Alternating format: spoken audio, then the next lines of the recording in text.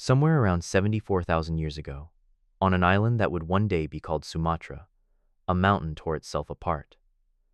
This was no ordinary eruption. It was one of the largest volcanic events of the last 2 million years. The mountain was Toba, and when it blew, it hurled thousands of cubic kilometers of rock and ash into the sky. The ash drifted across whole oceans. Layers of it still sit in the ground in India today, thousands of miles from the crater. The skies would have darkened, temperatures may have fallen. For a time, parts of the planet may have turned colder and harsher than anything the living had ever known. And scattered across Africa, in small and isolated bands, were our ancestors. Now here's the strange part. Look closely at the DNA of people alive today, and something doesn't add up. For such a vast, globe-spanning species, we are astonishingly alike. Two chimpanzees from neighboring patches of the same forest can carry more genetic difference between them than two humans born on opposite sides of the planet. A person in Norway and a person in Korea are, genetically speaking, almost suspiciously similar. This shouldn't be true. There are billions of us. We cover every continent. We've existed for hundreds of thousands of years. By every expectation, we should be wildly diverse. Instead, we look like a species that was very recently forced through something impossibly narrow. Which raises a question. What happened to us? The easy answer is that humans are simply built to last. We're clever, we adapt. We spread across the world and thrived. Case closed. But that doesn't explain the DNA. Surviving and thriving should make a species more varied over time, not less. Our genes are telling a different story. They suggest that at some point, maybe more than once, the entire human population collapsed to something terrifyingly small. Not millions, not hundreds of thousands.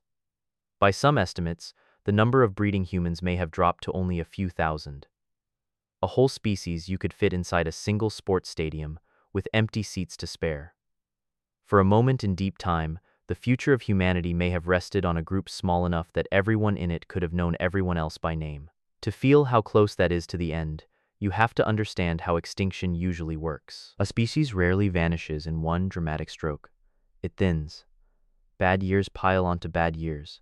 Deaths outpace births. The group grows smaller, then more scattered, then more fragile, until some ordinary misfortune finishes what the slow decline began. Nearly every species that has ever existed is already gone. Vanishing is the rule, not the exception.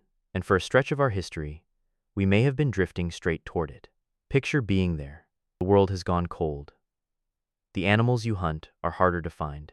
The plants you gather are dying back. Newborns don't survive their first winters. The elders hold knowledge that no longer fits the world in front of them. You aren't thinking about the destiny of your species. You're thinking about the next few weeks. And one by one, other bands like yours are quietly going silent, leaving behind no monument, no grave, no record at all. For a long time, the volcano was the favorite suspect. Toba fit the story perfectly. One colossal catastrophe that nearly erased us and spared only a desperate few. It's clean and cinematic. The mountain explodes. The sky goes black. Humanity squeaks through the gap. But here's where it gets complicated. Many researchers now doubt Toba did the job alone. Excavations in India, Indonesia, and beyond show people living through that period without collapsing. The cooling may have been milder or more local than the dramatic version claims. The eruption may well have hurt us, and hurt us badly, but the evidence no longer points to a single villain. Stranger still, our DNA may be recording more than one brush with the end. One study made headlines by suggesting that long before Toba, possibly around 900,000 years ago, a population of our distant ancestors crashed so hard that the breeding group may have fallen to little more than 1,000 and stayed dangerously small for over 100,000 years. Not everyone is convinced. The method is debated, and the true numbers may be softer than the headline, but the broad shape keeps resurfacing in the genetic record. Again and again, the human line seems to pinch down toward nothing before opening back out. Which means survival may not have been a single heroic escape. It may have been a habit. And this is the part that quietly rewrites everything. We like to imagine our ancestors as champions, the strongest, the sharpest, the most capable humans who ever lived, conquering a hostile world by sheer ability. But the genetics describe someone humbler. They describe survivors, not the toughest people imaginable, but the ones who happen to be standing in a slightly kinder valley, with slightly more food and slightly more luck, when the worst years arrived. Remove that luck, and there's no one left to inherit the earth. The whole human story, every city, every song, every face you have ever loved, hangs on a thread of pure chance. Because every person breathing today descends from those few. Every language, every nation, every stranger you will ever pass on the street traces back through the same narrow gate.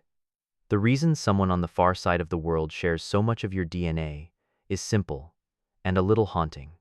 Not long ago, in the timescale of life on Earth, your family and theirs were the very same struggling band.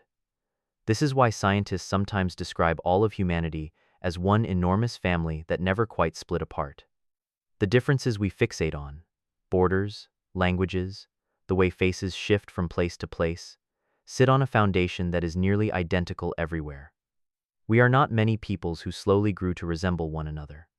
We are one tiny population that spilled across the planet so recently it has barely had time to change. Follow any human bloodline far enough back, and the branches stop spreading and begin to fold together, until everyone alive meets in the same handful of ancestors, standing in the same vanished landscape. You don't have to like it. The DNA records it anyway. So the real answer to how we made it was never strength. It wasn't cleverness alone. In the end, it wasn't even the volcano. It was that a small, frightened group held on through conditions that should have wiped them out, and handed that hard-won inheritance to everyone who followed. We are not the heirs of a mighty species that ruled the planet. We are the heirs of the ones who nearly didn't make it, and we carry the proof in every cell, in DNA so alike across the whole human race that it still reads like the signature of a group small enough to gather around one fire. Most species never get a second chance. We got one, maybe several. And tonight, surrounded by billions of people who feel like strangers, you are actually sitting among the closest relatives any creature on Earth has ever had, the scattered children of a few who once stood beneath a darkening sky and simply refused to vanish.